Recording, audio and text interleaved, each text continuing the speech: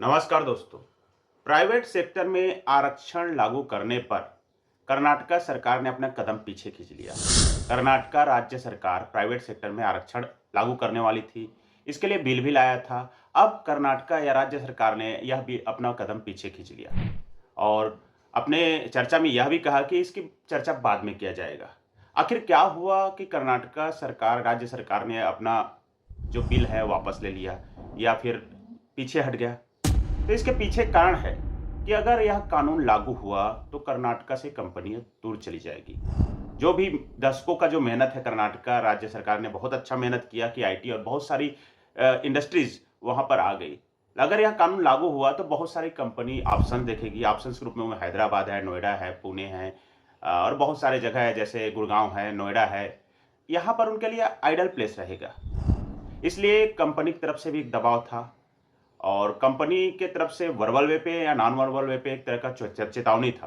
तो शायद सिद्धारमैया जो सरकार है ने हकीकत को रूबरू करा दिया कि अगर आप प्राइवेट सेक्टर में आरक्षण लागू करेंगे तो हम लोग भी ऑप्शन ढूंढेंगे। अब सवाल उठता है कि इस प्रस्तावित कानून में ऐसा क्या था कि राज्य सरकार को इसे वापस लेना पड़ा या टालना पड़ा? तो इस प्रस्तावित कानून में लोकल कैंडिडेट्स को नॉन मैनेजमेंट नौकरी में 75% का आरक्षण था और मैनेजमेंट की नौकरी में 50% आरक्षण का प्रावधान रखा गया था। अगर कर्नाटका का जो इंडस्ट्रियल डेवलपमेंट देखे तो टेक सेक्टर की कंपनी का काफ़ी बड़ा योगदान है। जीडीपी का करीब एक चौथाई हिस्सा इसी कैटेगरी से आता है।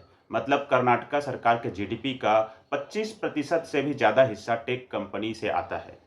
इसीलिए सिद्धारमैया सरकार भी एक तरीके से दबाव में थी इसे लागू करने में। सरकार का शायद जो रणनीतिकार है, जो स्ट्रेटेजिक बनाया होगा सरकार ने, उनको आइडिया रहा होगा कि इस बिल का विरोध तो होगा, लेकिन उन्हें यह आइडिया नहीं था कितना ज़्यादा विरोध होगा। जैसा कि आपको बताया गया है कि कर्नाटका के जीडीपी में टेक सेक्टर कंपनी का योगदान 25% से भी ज़्यादा है और करीब 11,000 से ज़्यादा वहाँ पर स्टार्टअप चल रहे हैं। अगर इस तरह का कानून अगर लागू हो जाता तो न केवल कर्नाटका का विकास प्रभावित हो जाता, बल्कि कर्नाटका का जो ग्लोबल इमेज है उसको भी धक्का पहुंचता। भारत के कुल सॉफ्टवेयर निर्यात में कर्नाटका की जो भागीदारी है 42% से भी ज़्यादा है। कर्नाटका की राजधानी जो बेंगलुरु है, जिसे वेलिकन सिटी भी कहा जाता है। जैसे ही यह बिल कैबिनेट के चर्चा में आया और 48 घंटे के भीतर इसका बहुत जोरदार विरोध हुआ और विरोध इतना ज़्यादा था कि सीतारामैया सरकार को भी समझ में आ गया कि यह बिल लागू करना अपने पैर में कुल्हाड़ी मारने जैसा होगा।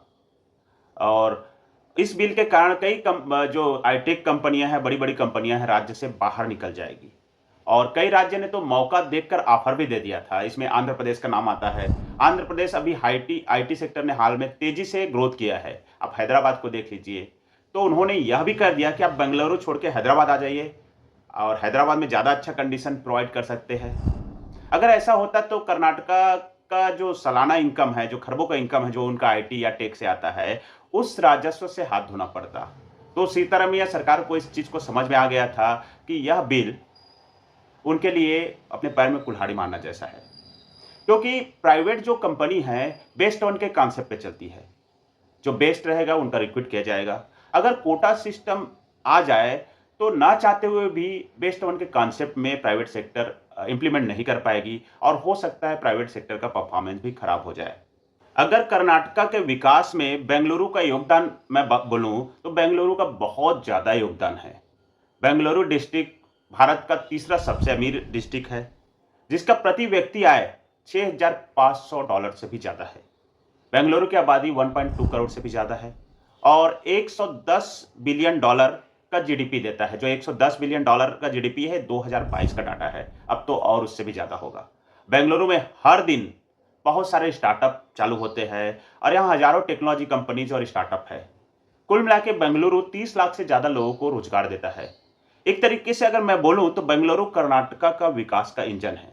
अगर इस इंजन से अगर बेंगलुरु रूपी इंजन को अगर डाउन कर दिया जाए, क्योंकि अगर वहाँ रिजर्वेशन लागू होता तो डेफिनेटली जो प्राइवेट सेक्टर की कंपनियां हैं ऑप्शन देखती। तो अगर यह इंजन डाउन हो जाए तो कर्नाटका का जीडीपी में बहुत ज़्यादा नुकसान होगा और कर्नाटका की बहुत सारी जो विकास है, डेवलपमेंट है, वह रुक जाती। कर्नाटका का आईटी मिनिस्टर जिनका नाम है प्रियांक खरगे, जो मल्लिकार्जुन खड़गे के पुत्र है, उन्होंने एक्स पर पोस्ट करते हुए कहा कि जो भी कंपनी है उनके साथ उचित परामर्श किया जाएगा और उनके परामर्श के बिना कोई भी कानून लागू नहीं किया जाएगा। उन्होंने यह एक्स पे लिखा, ट्विटर पे लिखा और उन्होंने अपना डाटा भी दिया। इस डाटा के अनुसार कर्नाटका दुनिया का चौथा सबसे बड़ा टेक्नोलॉजी क्लस्टर है और कई क्षेत्रों में देश में अग्रणी है। भारत का इनोवेशन इंडेक्स देखें तो कर्नाटका नंबर 1 पे है। आईटी सर्विस एक्सपोर्ट में कर्नाटका पहले स्थान पे है। एफडीआई इन्फ्लो में टॉप 3 में है। भारत में इलेक्ट्रॉनिक्स डिजाइन में कर्नाटका जो हिस्सेदारी है 40% है। मशीन टूल्स पे निर्माण में कर्नाटका का 52% शेयर है, हिस्सेदारी है। एरोस्पेस और रक्षा में 65% की हिस्सेदारी है और बायोटेक उत्पादन और निर्यात में 60% की हिस्सेदारी है। अब सोचो, ये डाटा दे रहे हैं उनका आईटी मिनिस्टर और इतना अच्छा कर्नाटका का परफॉर्मेंस है, ये है सिर्फ बेंगलुरु की वजह से।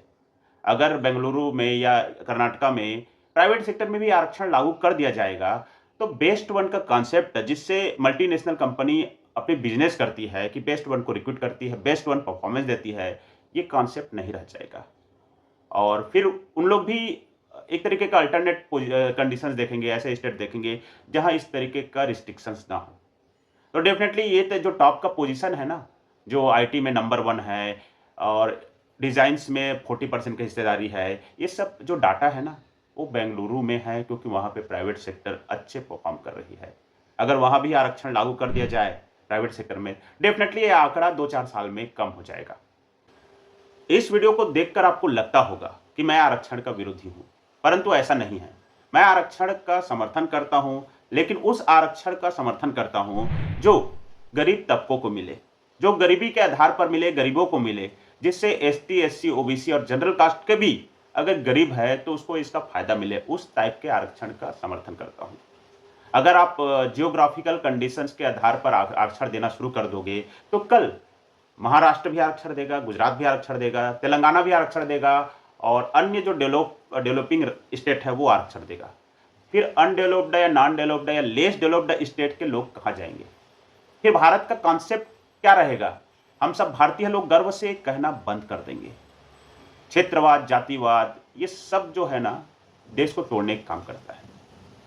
ठीक है, आप अपने लोगों को आगे बढ़ाइए, उसका अलग तरीका है। आप कर्नाटका लैंग्वेज के ऊपर कुछ टेस्ट रख लीजिए, उससे आप आगे बढ़ाया जा सकता है। आरक्षण का विरोधी ये वीडियो नहीं है, ये वीडियो उस आरक्षण के खिलाफ है जो देश को तोड़ने का काम करती है।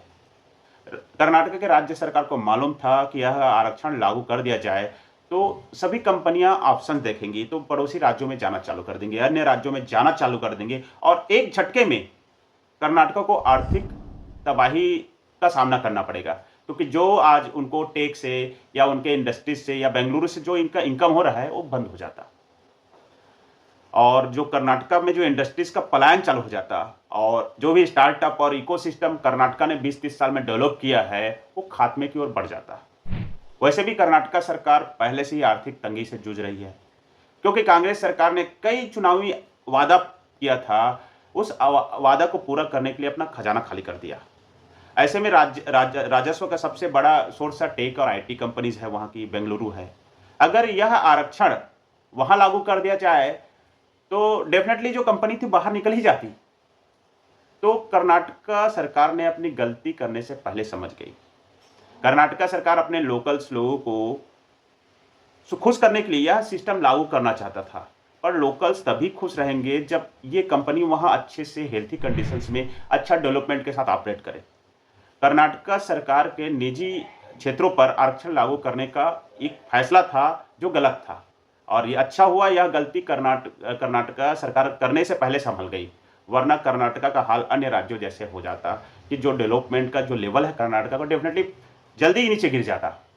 आशा करता हूं कि वीडियो अच्छा लगा होगा। यह वीडियो आरक्षण के विरोध में नहीं है, बल्कि हम तो आरक्षण का समर्थन करते हैं, किंतु उस आरक्षण का समर्थन करते हैं जो एक्चुअल में गरीबों को मिले, जो दलित को मिले, कुंचित को मिले, जो एसटी एससी को मिले, जो आर्थिक आधार पर पिछड़े हुए हैं, उनको मुख्य धारा में लाने का काम आरक्षण है, ना कि किसी उस तबके के अमीर लोगों को बार बार अमीर बनाने का काम आरक्षण है।